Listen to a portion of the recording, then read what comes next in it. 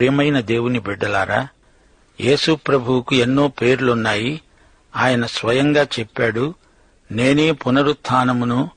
యేసు పేరే పునరుత్థానం. ఒక చిన్న దృష్టాంతం చెబుతాను. ఆయన ఒక దైవ సేవకుడు. అప్పుడే ప్రసంగం ముగించి ఎవరికోసమో ప్రార్థిస్తున్నాడు. అప్పుడే ఫోను మోగింది. హలో పాస్టర్ గారు, మీ భార్య ఇప్పుడే చనిపోయారు. ప్రభువుతో సదాకాలం ఉండడానికి వెళ్లిపోయారు. డగ్గుతికతో ప్రశాంతంగా వినిపించింది ఆ స్వరం. పాస్టరు ఏమీ తొందరపడలేదు. తాను వెళ్లిపోతూ కళ్లనీళ్ల పర్యంతమై అన్నాడు, ఆమె నా స్నేహితురాలు, విశ్వసనీయురాలైన భార్య, పిల్లలకు ప్రేమమయి, సహనము గల మాతృమూర్తి, నా సాటి సహాయం. మా అందరికంటే ముందుగా యేసు ప్రభువుతో నిత్యమూ ఉండడానికి వెళ్లిపోయింది. ఈ మాటలు వింటూ ఉన్న వారందరి కళ్ళు చెమ్మగిల్లాయి. విశ్వాసులారా, వింటున్నారా? మన ప్రియులలో ఎవరైనా మరణద్వారం గుండా నిష్క్రమిస్తూ ఉంటే పునరుత్థానమే మనకు గొప్ప హామీ. దేవుడు మృతులను లేపుతానన్నాడు. ఇది పునరుత్థాన వాగ్దానం. వెంటనే పాస్టర్ గారు బైబిల్ తెరిచి 1 కొరింథీ 15 అధ్యాయం 54, 56 ధ్యానపూర్వకంగా చదివాడు. ఓ మరణమా, నీ ముల్లెక్కడా? ఓ మరణమా, నీ విజయమెక్కడా? ప్రభువైన యేసుక్రీస్తు మూలముగా మనకు జయము ఇస్తున్న దేవునికి స్తోత్రం. ప్రియ శ్రోతలు, పునరుత్థాన నిరీక్షణ మనల్ని ఆశాభావంతో నింపుతుంది. దేవునికి స్తోత్రం. సరే, ఇప్పుడు మనం యోబు గ్రంథం 31, 32 అధ్యాయాలు వినబోతున్నాము. 31వ అధ్యాయంలో యోబు తనను తాను సమర్థించుకుంటూ చేసిన ప్రసంగానికి ముగింపు.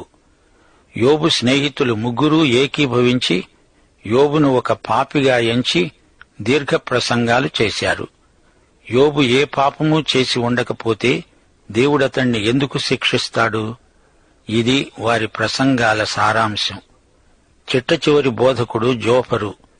ఆ తరువాత యోబు మాట్లాడాడు. యోబు సుదీర్ఘమైన ప్రసంగం చేశాడు.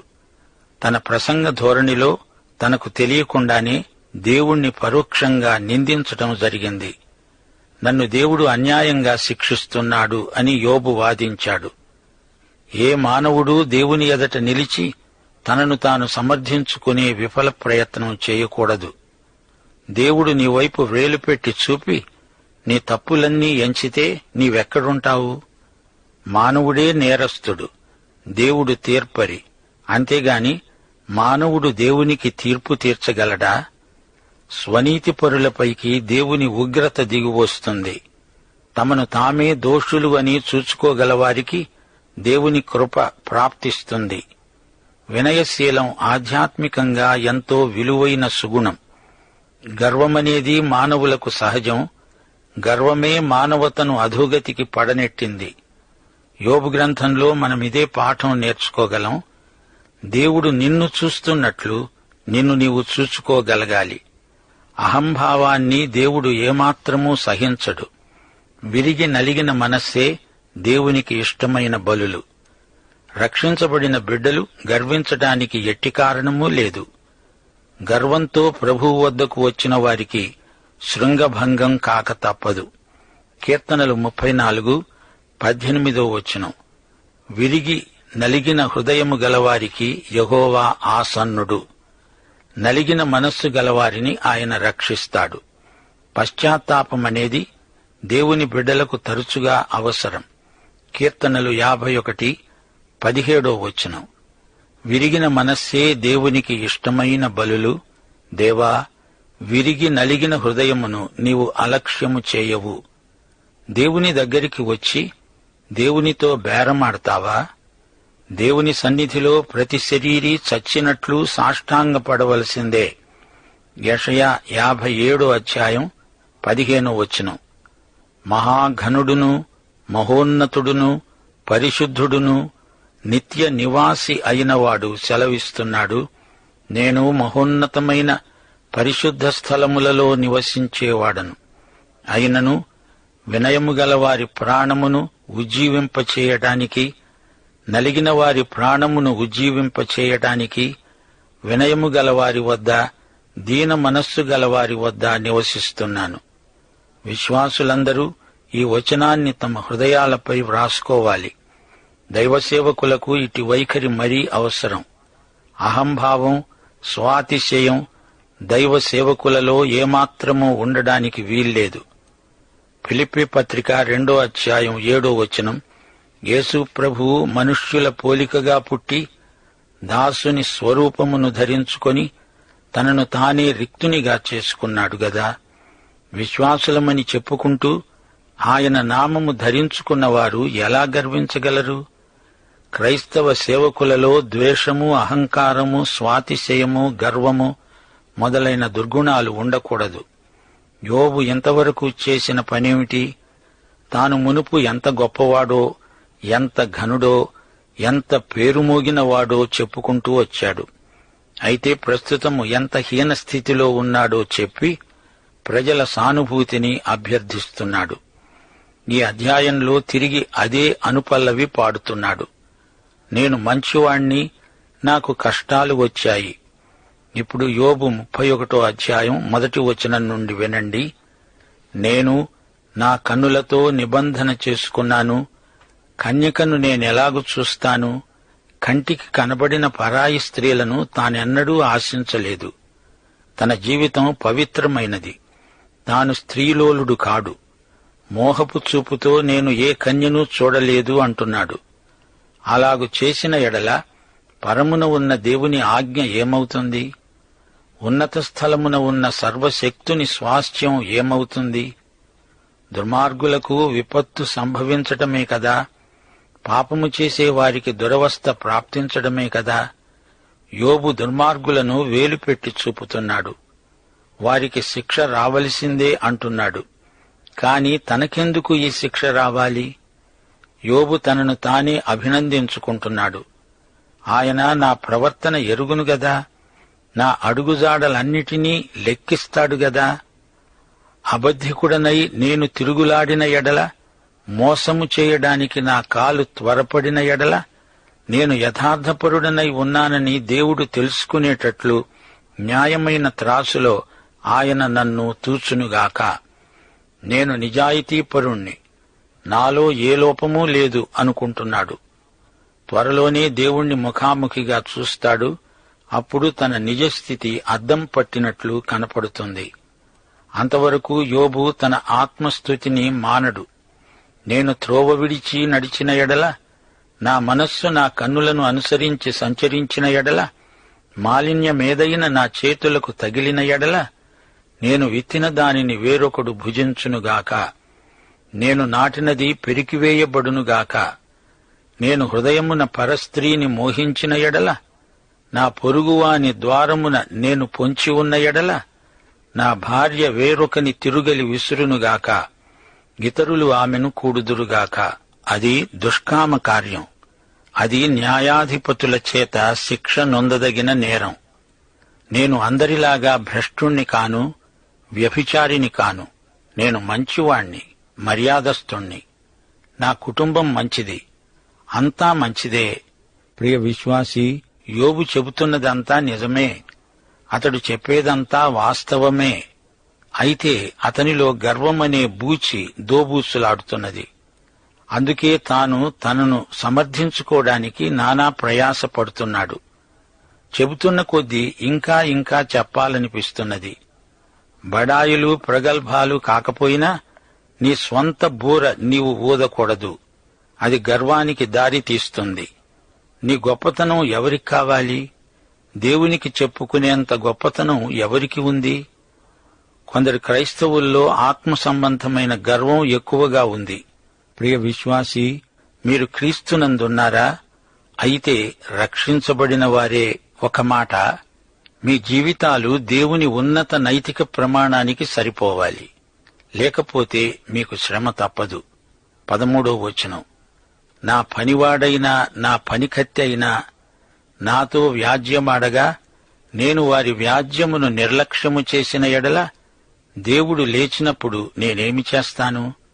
ఆయన విచారణ చేసేటప్పుడు నేనాయనకు ఏమి ప్రత్యుత్తరమిస్తాను?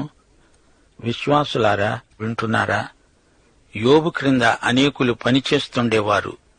తన పనివారి పట్ల యోబు ఎంతో దయగలవాడు. పనివారి క్షేమము అతని ధ్యేయం.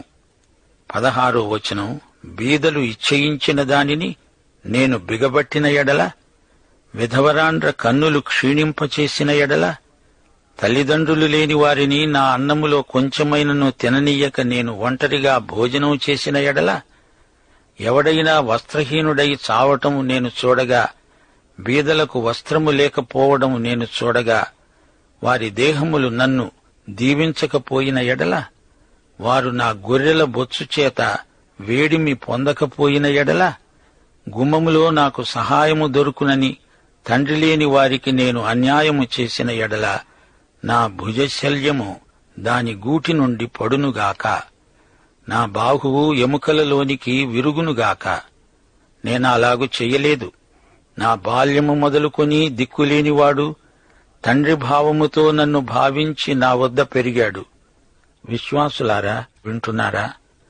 నిజమే, యోబు ఎందరో బీదలకు సహాయం చేశాడు. నిరుపేదలకు ఎన్నో విధాల చేయూతనిచ్చాడు. అనాథ బాలబాలికలకు ఆశ్రయం కల్పించాడు. నిజమే, కాని వాటిని గురించి ఇంతగా చెప్పవలసిన అవసరమేమిటి? నేను ఇంత చేసినా దేవుడు నా మీద ఎందుకింత కఠినంగా చర్య తీసుకుంటున్నాడు? విశ్వాసులారా, మనము ఎంత చేసినా దేవుని వద్ద వినమ్రులమై చేతులు జోడించి నిలువబడాల్సిందే. 29వ వచనం, నన్ను ద్వేషించిన వానికి కలిగిన నాశనమును బట్టి నేను సంతోషించిన ఎడల, అతనికి కీడు కలగడం చూచి నేను ఉల్లసించిన ఎడల, నేను అలాగు చేయలేదు. అతని ప్రాణమును నేను శపించలేదు. పాపము చేయడానికి నా నోటికి నేను చోటు ఇవ్వనే లేదు. నిజమే, యోబు అంతా వాస్తవమే చెప్తున్నాడు. యోబులో కక్ష సాధింపు మనస్తత్వం లేదు. 33వ వచనం, ఆదాము చేసినట్లు నా దోషములను దాచిపెట్టుకొని మహాసమూహమునకు భయపడి కుటుంబముల తిరస్కారానికి జడిసి నేను మౌనముగా ఉండి ద్వారము దాటి బయలు వెళ్ళక నా గుండెలో నా పాపాలను కప్పుకున్న ఎడల, పరమున ఉన్న దేవుని దృష్టికి నేను వేషధారినవుతాను. నా మనవి వినడానికి నాకు ఒకడు ఉండాలని నేనెంతో కోరుతున్నాను. ఇదిగో నా చేవ్రాలు గుర్తు, ఇదిగో నా ప్రతివాది వ్రాసిన ఫిర్యాదు. సర్వశక్తుడు నాకు ఉత్తరమిచ్చునుగాక. నిశ్చయముగా నేను నా భుజము మీద దాన్ని వేసుకుంటాను. నాకు కిరీటముగా దానిని ధరించుకుంటాను. విశ్వాసులారా, ఇంతకు యోబు చెప్పదలుచుకున్నది ఏమిటి? నేను రహస్యంగా ఏ పాపము చేయలేదు. కావాలంటే శత్రువులు తన జీవిత చరిత్రను రాసుకోవచ్చు. ఆ పుస్తకాన్ని కిరీటంలాగా నెత్తిన పెట్టుకుంటాను. అందరికీ దండోరా వేసి చెప్తాను, వినండహో వినండి, నా శత్రువు నన్ను గురించి ఏమి రాశాడో వచ్చి చూడండి, చదవండి. యోబు విసుగు లేకుండా మాట్లాడుతున్నాడు. తన జీవితంలో ఉన్నదంతా బయట పెడుతున్నాడు. కాని తనలో ఉన్న గర్వం మాటేమిటి? యోబు దృష్టిలో అతని స్వంత అంచనా ప్రకారం అతడు నీతిమంతుడు కావచ్చుగాని, ఇలా మాట్లాడితే ఇతడు దేవుని దృష్టిలో నీతిమంతుడు కాడు, కాజాలడు. ఇది నిజం. ఇప్పుడు 32వ అధ్యాయానికి రండి. 31వ అధ్యాయంతో యోబు వాక్యాలు సమాప్తమయ్యాయి. ఇప్పుడు ఎలీహు మాట్లాడబోతున్నాడు. ఇదొక గొప్ప గోష్ఠీ సభ. యోబు ప్రసంగం సాలించినప్పుడు కొత్త బోధకుడు ఒకడు లేచాడు. ఇతని పేరు ఎలీహు. ఇతని ప్రసంగంతో గోష్ఠీ సభ ముగిసినట్లే. ఎలీహు ప్రసంగం ముగించటంతో గొప్ప గాలి తుఫాను వస్తుంది. తుఫాను ధాటికి యోబు తప్ప మిగతా వారందరూ వెళ్లిపోయారు. ఇంతకు ఈ గోష్ఠీ సభలో ఎవరు నెగ్గినట్లు? యోబు గెలిచాడా? గెలవలేదు. ఇప్పుడు ఒక యువకుడు లేచాడు. ఇంతవరకు అతడు నోరు తెరవలేదు. అందరిలోకి ఇతడే గొప్ప మేధావి. వయస్సులో చాలా చిన్నవాడు. ఇప్పుడు యోబు 32వ అధ్యాయం 1వ వచనం నుండి వినండి.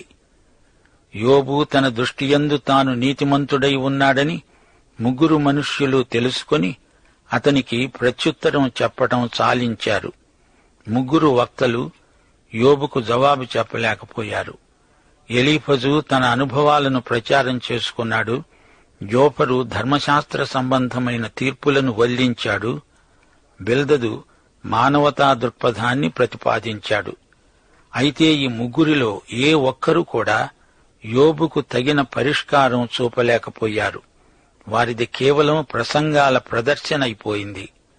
చిట్టచివరికి యోబు తన స్వనీతిని ఎత్తిపట్టి చూపుతున్నాడు. యోబు మాటల్లో స్వాతిశయం కనిపిస్తున్నది. నిజమే, శ్రమల వలన అతని మానసిక ఉద్రేకం ప్రకోపించింది. వాదోపవాదాలు కొనసాగాయి. వారికి జవాబు దొరకలేదు, దొరకదు కూడా. స్వనీతిపరుడిలో దాగి ఉన్న అహంభావాన్ని దేవుడు మాత్రమే బయట పెట్టగలడు. యోబు స్నేహితులు చెయ్యలేనిది దేవుడు చేయగలడు. ఇప్పుడు ఎలీహు మాట్లాడుతున్నాడు. ఇతడు కూడా యోబు సమస్యకు పరిష్కారం చూపజాలడు, కాని పరిష్కారానికి దరిదాపులకు వచ్చాడు. దేవుని ప్రసంగానికి ఎలీహు ఉపోద్ఘాతం చెప్పి ఊరుకున్నాడు. అంతకు మించి అతడు మాట్లాడలేదు. రాము వంశస్థుడు, బూజీయుడు, బరకీయేలు కుమారుడైన ఎలీహు యోబు దేవుని కంటే తానే నీతిమంతుడైనట్లు చెప్పుకొనడం చూచి అతని మీద బహుగా కోపగించాడు. ఎలీహుకు కోపం వచ్చింది. దేవుణ్ణి మహిమపరచడానికి బదులు యోబు తనను తానే ఘనపరుచుకుంటున్నాడు. దేవునిదే తప్పైనట్లు మాట్లాడుతున్నాడు. ఎలీహు కోపాన్ని ఆగబట్టుకోలేకపోయాడు.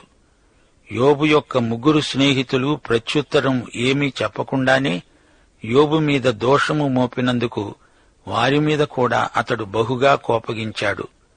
వారు యోబు సమస్యను నిర్ధారణ చేయకుండా అతడు పాపి అని తీర్పు చెబుతున్నారు. వారు ఎలీహు కన్నా ఎక్కువ వయస్సు గలవారు గనుక అతడు యోబుతో మాట్లాడాలని కనిపెట్టి ఉన్నాడు. అయితే ఎలీహు ఆ ముగ్గురు మనుష్యులు ప్రత్యుత్తరం ఇవ్వకపోవటం చూచినప్పుడు అతని కోపం రేగింది. వారు వయస్సులో పెద్దవారే గాని వారి జ్ఞానం అంత పెద్దదేమీ కాదు. ఎలీహు మాట్లాడసాగాడు. నేను పిన్న వయస్సు గలవాడను, మీరు బహువృద్ధులు. ఆ హేతువు చేత నేను భయపడి నా తాత్పర్యము మీకు తెలపడానికి తెగించలేదు. వృద్ధాప్యము మాటలాడవచ్చు. అధిక సంఖ్య గల ఏండ్లు జ్ఞానం బోధింపదగినవని నేననుకున్నాను. అయినను నరులలో ఆత్మ ఒకటి ఉన్నది. సర్వశక్తుడైన దేవుని ఊపిరి వారికి వివేచన కలుగచేస్తుంది. పాత నిబంధనలో పరిశుద్ధాత్మను గురించిన సంపూర్ణ ప్రత్యక్షం కలగలేదు. పరిశుద్ధాత్మ కొందరు వ్యక్తులపైకి వచ్చి వారి చేత శ్రేష్టమైన పనులు చేయించాడు. బెసలేలు సాక్ష్యపు గుడారంలో నేర్పుగల శిల్పకారుడు. అతడు దేవుని ఆత్మ గలవాడు. కీర్తనలు 51:11 దావీదు ప్రార్థించాడు, దేవా, నీ పరిశుద్ధాత్మను నా వద్ద నుండి తీసివేయకు. అనగా దేవుడు కొందరి నుండి పరిశుద్ధాత్మను తీసివేశాడని భావం. ఇక్కడ ఎలీహు అంటున్నాడు, దేవుని ఆత్మ వల్లనే జ్ఞానం.